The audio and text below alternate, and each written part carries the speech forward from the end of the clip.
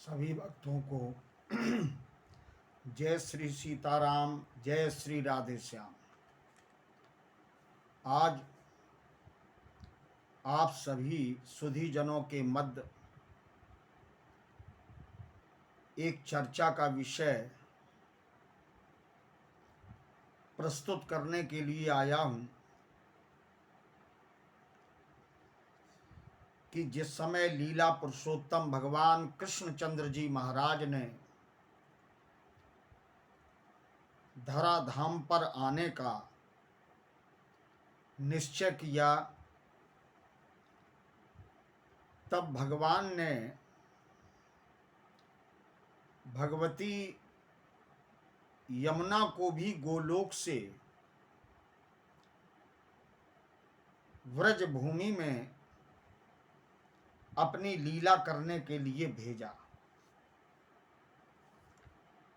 यमुना महारानी ने भगवान श्री कृष्ण की परिक्रमा की और जब जाने के लिए तैयार हुई, उसी समय विरजा एवं ब्रह्म द्रव से उत्पन्न भगवती गंगा दोनों ही आकर के यमुना में लीन हो गई। इसीलिए भगवती यमुना को भगवान की पटरानी कहा जाता है। यमुना जी सबको साथ ला करके गोलोक में निकुंज द्वार से बाहर निकली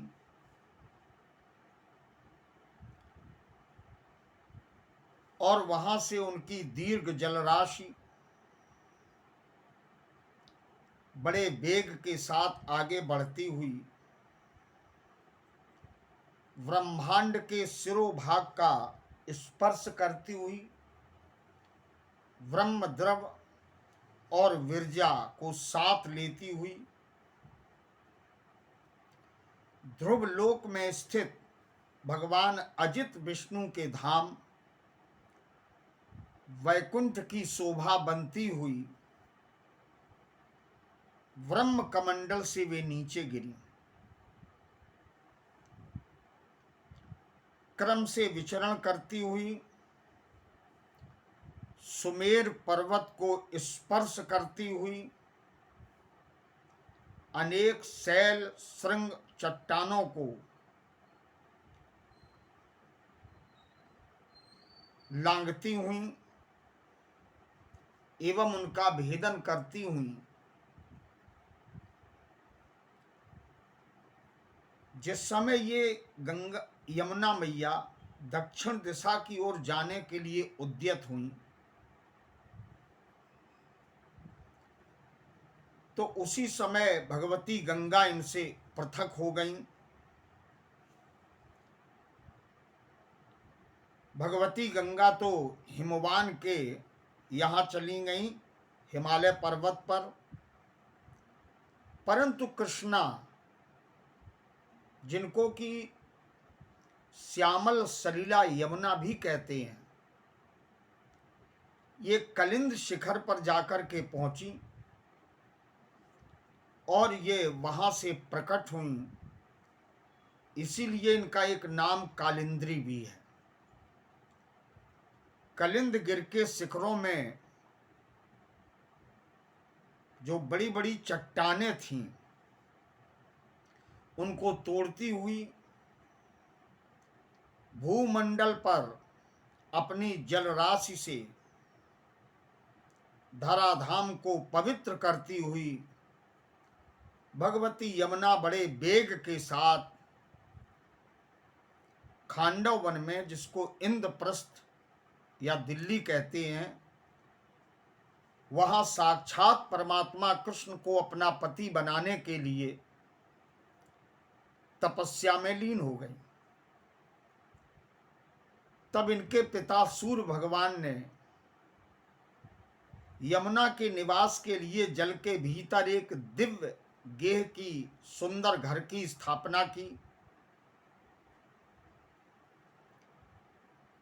फिर जमुना मैया तपस्या पूर्ण होने पर वरदान प्राप्त करके आगे बढ़ी और व्रज मंडल में आईं। और इन्होंने विशाखा सखी से मिलकर के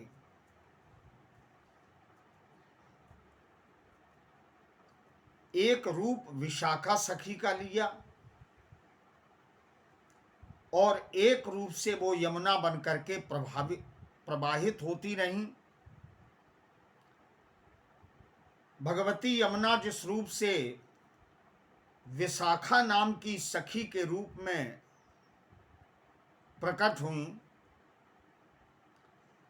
इन विशाखा सखी ने मूल रूप से तो वो यमुना ही है, एक सुंदर गोपियों का यूथ बनाया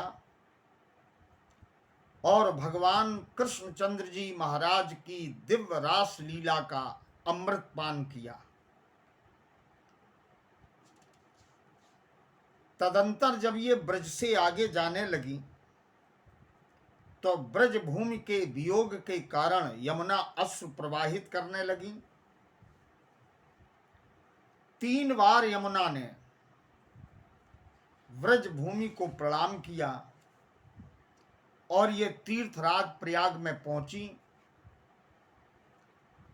पुनः अपने से अलग हुई भगवती गंगा से पटरानी यमुना का संगम हुआ।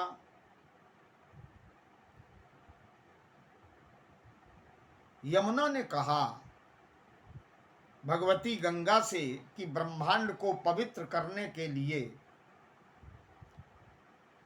तुमने अपने जल में पापियों के पापों का शमन किया, निश्चित ही तुम समस्त लोकों में वंदनीय हो। अब मैं, यमुना जी बोली, अब मैं श्री हरि के लोक को जा रही हूं, क्योंकि उनकी लीला में सम्मिलित होने के लिए ही मेरा यहां आगमन हुआ था और मैंने उन्हें प्राप्त भी कर लिया। मैं गोलोक जा रही हूं। गंगा जी से कहा यदि तुम्हें भी चलना हो तो मेरे साथ चलो। तब भगवती गंगा कहती हैं कि संपूर्ण ब्रह्मांड को पावन बनाने वाली यमुना तुम धन्य हो। तुम भगवान कृष्ण के वामांग से प्रकट हुई हो और उसी में तुम्हारा निवास भी है सदा सर्वदा। तुम परमानंद स्वरूपिणी हो, भगवान कृष्ण की पटरानी हो और मैं तो कृष्ण भगवान के चरणों से उत्पन्न हुई हूं, इसलिए तुम वामांगी होने के कारण उनके लोक को जाओगी और मैं पाताल लोक को चली जाऊंगी। ये पावन चरित्र गर्ग संहिता के वृंदावन खंड में देवर्षि नारद सुनाते हैं सनंद जी महाराज को। एक दूसरे को आदर देती हुई, सम्मान देती हुई ये दोनों सरिताएं अपने अपने पथ पर चली गईं। भगवती गंगा लोकों को पवित्र करती हुई भोगवती वन में पहुंची, जहां इन्हें भोगवती गंगा के नाम से जाना जाता है। उन्हीं का जल, उन्हीं भोगवती गंगा का जल भगवान शिव अपनी जटाओं में धारण किए हुए हैं और शेषनाग इन्हीं का जल अपने मस्तक पर धारण करते हैं। इधर जो कृष्णा थी, जिन्हें यमुना मैया कहते हैं, सप्त सागर मंडल का भेदन करके और अपने प्रखर वेग से स्वर्णमयी भूमि पर पहुंचकर लोकालोक पर्वत से होती हुई उछल करके ऊर्ध्व गमन करती हुई स्वर्गलोक को गईं, फिर ब्रह्मलोक तक पहुंची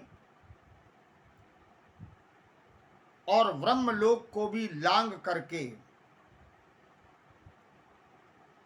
भगवान हरि के वाम भाग में विराजमान हो गई। इस प्रकार से भगवती यमुना आज भी गोलोक में आरूढ़ है। कलिंदगिर नंदिनी यमुना के इस मंगलमय चरित्र की जो मनुष्य चर्चा करता है, सुनता है और उनका स्मरण करके स्नान करता है, वह भगवान की निकुंज लीला का वर्ण करते हुए परमात्मा के परम पद अर्थात गोलोक को प्राप्त कर लेता है। हमारे पौराणिक इतिहास में महानदी भगवती गंगा, पटरानी यमुना का विशेष महत्व है।